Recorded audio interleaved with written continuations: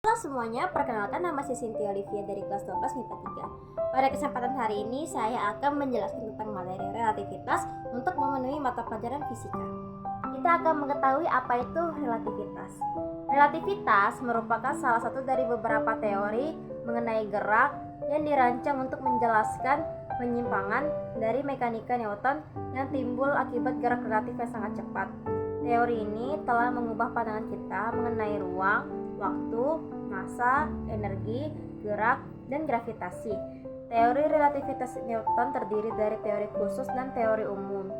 Yang keduanya bertumpu pada dasar matematika yang kuat dan keduanya telah teruji dengan percobaan-percobaan dan pengamatan.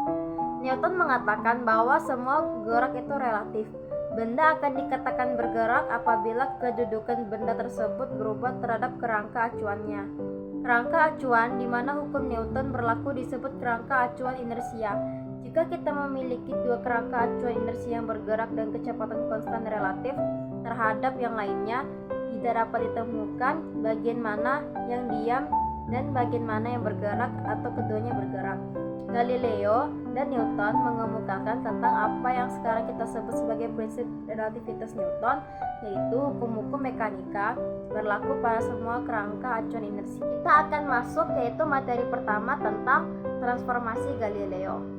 Dalam fisika, transformasi Galileo adalah transformasi dari koordinat dalam suatu kerangka ke acuan ke sistem koordinat kerangka acuan lain yang bergerak konstan relatif terhadap kerangka acuan yang awal.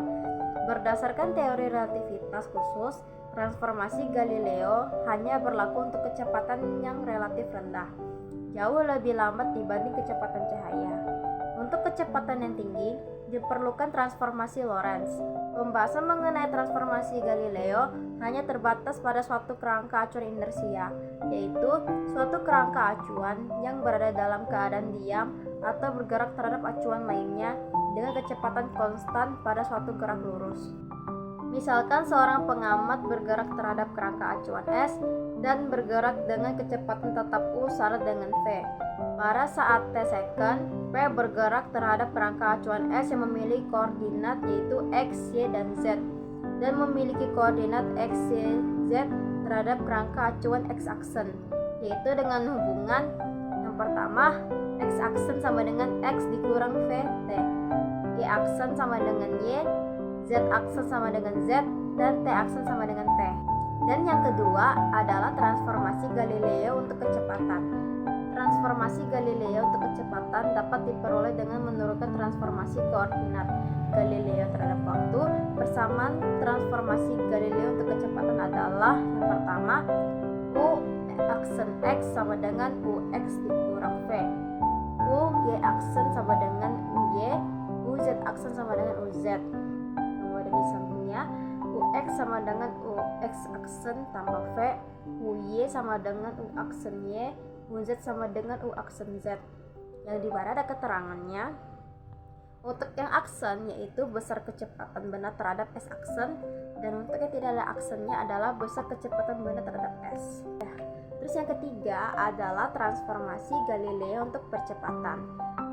Transformasi Galileo untuk percepatan dapat diperoleh dengan menurunkan transformasi kecepatan terhadap waktu. Di sini dapat kita lihat A X aksen sama dengan DU X aksen per DT sama dengan D per DT dalam kurung UX dikurang V. Karena V adalah konstan berlaku dV per DT sama dengan 0, maka diperolehlah AX aksen sama dengan AX, AY aksen sama dengan AY, dan AZ aksen sama dengan AZ. Kita akan masuk ke teori kedua, yaitu teori relativitas khusus. Ini dikemukakan oleh Albert Einstein yang mempersoalkan kerangka acuan yang dipercepat satu terhadap yang lain. Dan yang pertama yaitu postulat dalam teori relativitas khusus.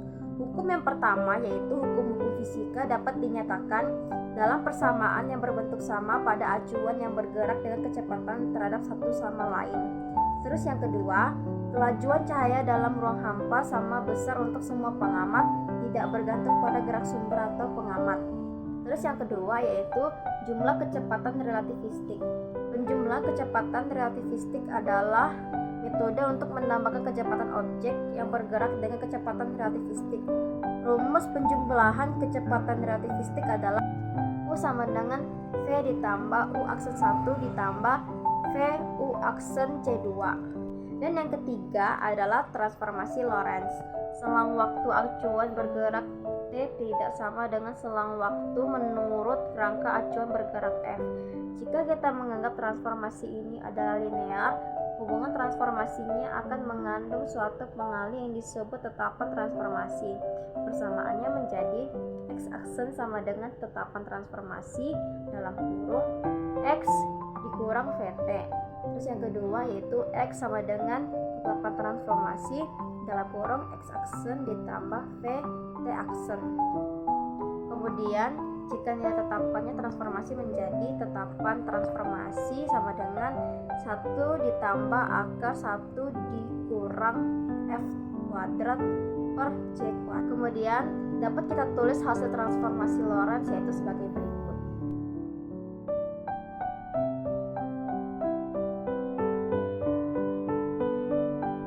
Sekarang kita akan masuk ke contoh soal yang pertama. Sebuah kereta api bergerak dengan kecepatan 60 km per jam. Seorang penumpang berjalan dengan kereta dengan kecepatan 6 km per jam searah dengan kereta. Berapa kecepatan penumpang tersebut terhadap orang yang diam di tepi rel? Nah, cara menjawabnya sebagai berikut. Diketahui V sama dengan 6 km per jam. Kemudian U sama dengan 6 km per jam. Yang ditanya itu adalah UX. Jawab U sama dengan UX ditambah V sama dengan 6 ditambah 60 sama dengan 66 km per jam. Kemudian untuk contoh soal yang kedua, sebuah atom bergerak dengan kecepatan 0,3 C terhadap laboratorium. Kemudian memancarkan elektron searah dengan laju 0,6 C terhadap atom. Tentukanlah kelajuan elektron menurut pengamat di laboratorium. Kemudian ini cara menjawabnya. V sama dengan 0,3 C dan U aksen sama dengan 0,6 C. Yang ditanya adalah kelajuan elektronnya. Nah, cara jawabnya adalah U sama dengan 0,6 C tambah 0,3 C per 1 plus 0,6 C 0,3 C per C kuadrat. U sama dengan 0,9 C per 1 tambah 0,18. U sama dengan 0,9 C per 1,18 dan didapatlah hasil 0,763 C.